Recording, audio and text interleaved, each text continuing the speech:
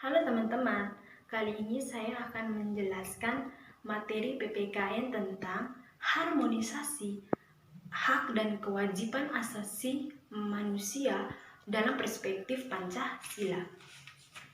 Harmonisasi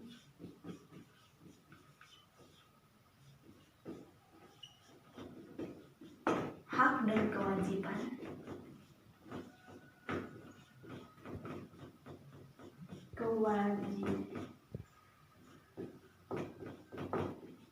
kewajiban asasi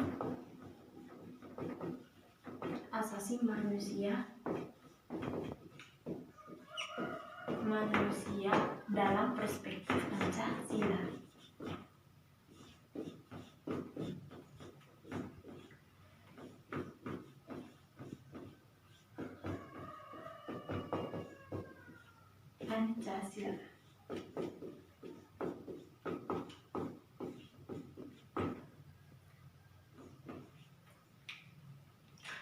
Sebelum menjelaskan tentang pengertian dari hak asasi manusia, ciri-ciri dari hak asasi manusia, dan kasus-kasus pelanggaran hak asasi manusia, terlebih dahulu kita mengetahui apa itu harmonisasi dan apa itu perspektif. Harmonisasi itu artinya upaya atau usaha untuk mencari keselarasan, sedangkan perspektif itu artinya sudut pandang atau pandangan seseorang. Oke, langsung saja kita menjelaskan tentang pengertian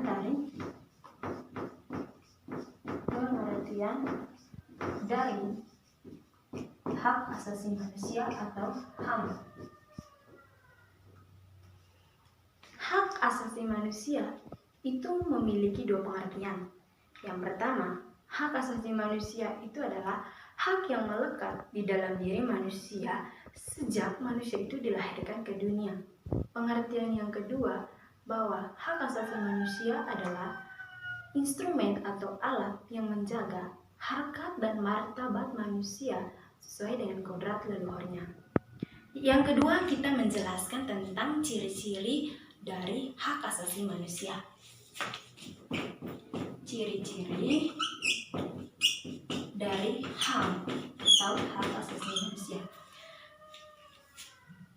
Ciri dari hak asasi manusia yaitu adalah hakiki.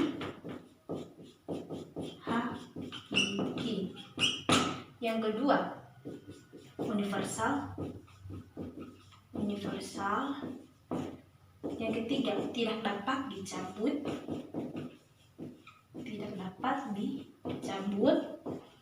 Yang ketiga, tidak dapat dibagi.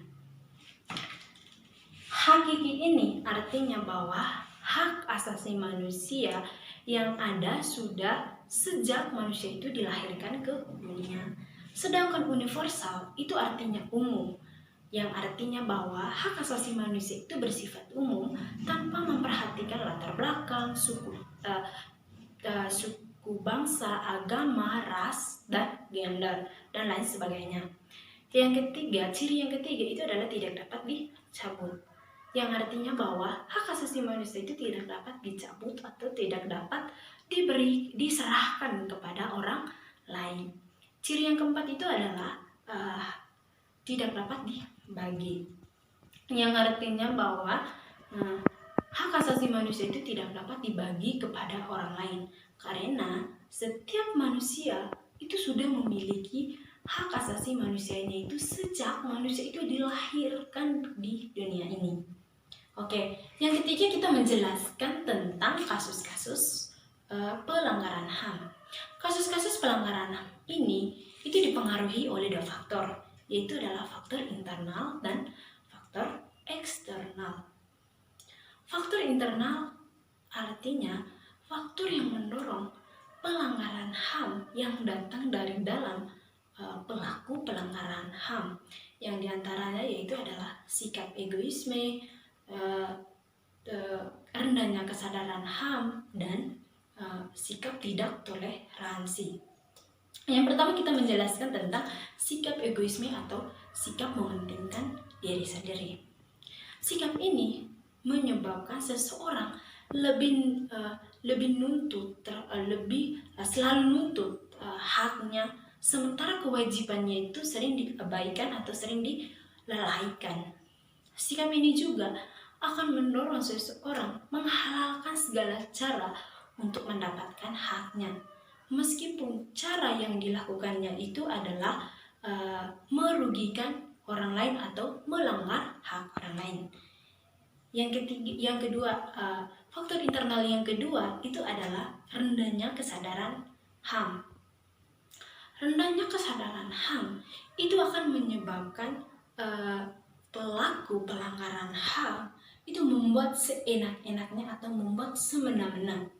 Ia menganggap bahwa orang lain itu tidak memiliki hak atau tidak dihargai atau tidak dihormati, sehingga sikap ini akan memicu terjadinya penyimpangan terhadap hak asasi manusia.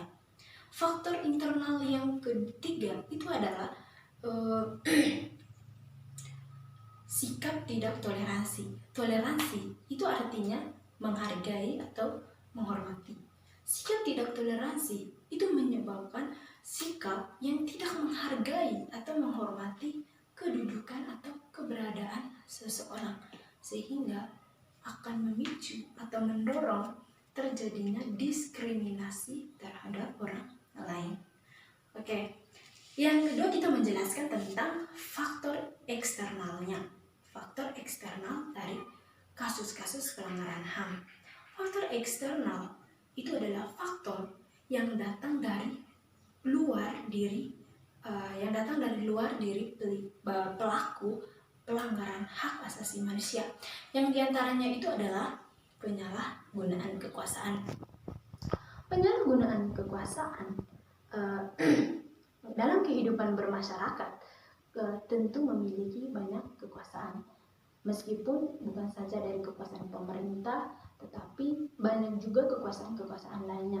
Salah satu contohnya itu adalah kekuasaan dari majikannya terhadap pembantunya, yang dimana ia memberikan kekuasaan semena-mena terhadap pembantunya tanpa memperhatikan atau memperdulikan hak-hak buruhnya. Jelas ini akan memicu terjadinya kasus pelanggaran hak asasi manusia. Faktor yang eksternal yang kedua itu adalah ketidaktegasan aparat penegak hukum.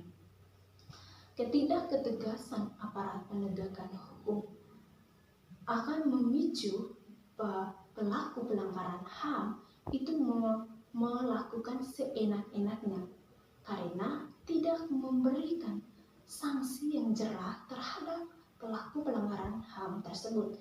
Ia menganggap bahwa perilaku atau cara yang dilakukannya itu adalah hal yang sepele, hal yang biasa-biasa saja, tetapi cara tersebut atau perilaku tersebut itu dapat mempengaruhi orang lain dan melanggar hak orang lain.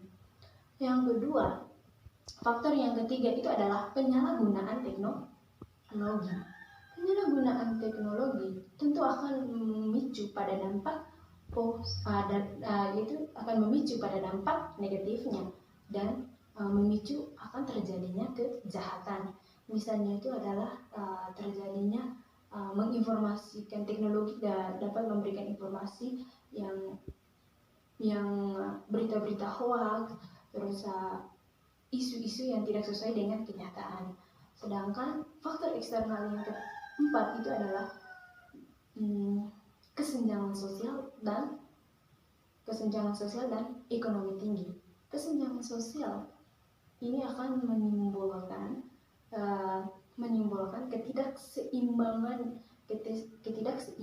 dalam masyarakat, yang dimana adanya perbedaan orang yang memiliki